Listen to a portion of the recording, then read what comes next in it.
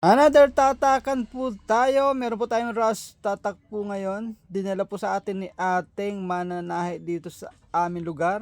Dito sa City Homes, Langkaanto. So ito po ay uniform ng RW. Maraming salamat po kay ate. Dito po siya sa atin nagpatatak. Thank you po sa tiwala. Ito po yung ating itatatak na logo. Sa ano lang po yan, sa dibdib at saka sa braso. So yon, isang katutak na tatakan po ito. Medyo madami-dami po. Kailangan ay hindi rin po tayo magkamali dito sa ating pagtatatak nito. Dahil ito po ay natahi na po ni ate. Napakaganda po ng kanyang pagkatahi dito. So kailangan mo nating i-check to isa-isa. Labas natin. Dalawang plastic na malalaki.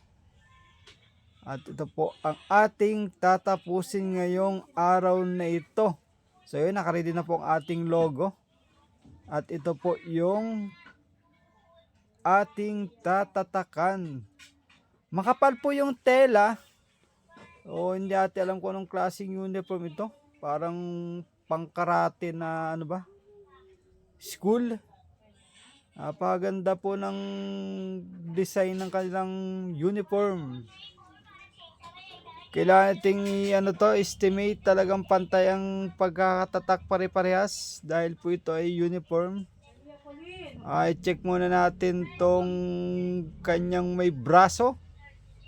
Kailangan po ipantayan para maganda po ang pagkakalapat. So yun, try nga natin. Testing natin kung saan banda natin itatatak.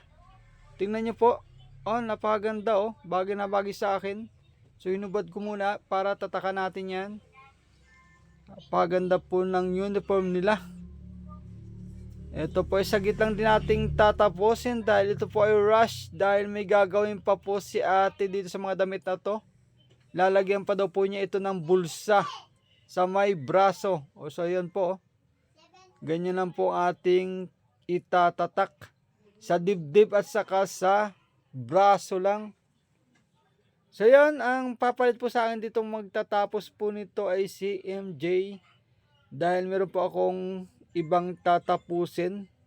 Meron po akong customer na nagpapagawa ng computer. Sumabay po sa pagtatatak. Buti lang tayo may katulong. May kahalili sa pagtatatak. Siya na po ang tatapos nito. Kayang-kaya na po ito ni MJ. Dahil yan ay master na rin ang pagtatatak ng damit. Okay, yun lang po ang diskarte. Kailangan po natin gumamit ng illustration board na maliit. Pangkalang po natin yan. Para lapat na lapat po ang kanyang pagkakaprint sa damit. So yun, sa mga kaprinting dyan, shoutout. Tuloy-tuloy lang po tayo sa ating kabuhayan. Dahil tayo ay kailangang hindi sumuko. Kailangan nating maging masipag. Tuloy-tuloy lang ang laban sa kaprinting. Eto na po, si MJ na po ang magtutuloy niyan. Kayang-kaya na po niya yan. Siya na po ang bahala dyan. At ako muna ay gagawa muna ng computer. Napakabilis na rin po niya magtatak. So maraming salamat po kay ate sa tiwala. At sa atin po siya nagpatatak ng kanyang mga tanggap na tinahi na uniform. So syempre di na tayo papahiya dyan. Kailangan maayos din ang ating pagkakaprint. Sa mga hindi pa po nakapollow dyan sa aming page, pakipollow na po ang Giganet Artworks and Computer Services. Okay po, maraming pong salamat at ibigay na po natin ito kay ate at tatayan pa po niya ito. Thank you po sa tiwala.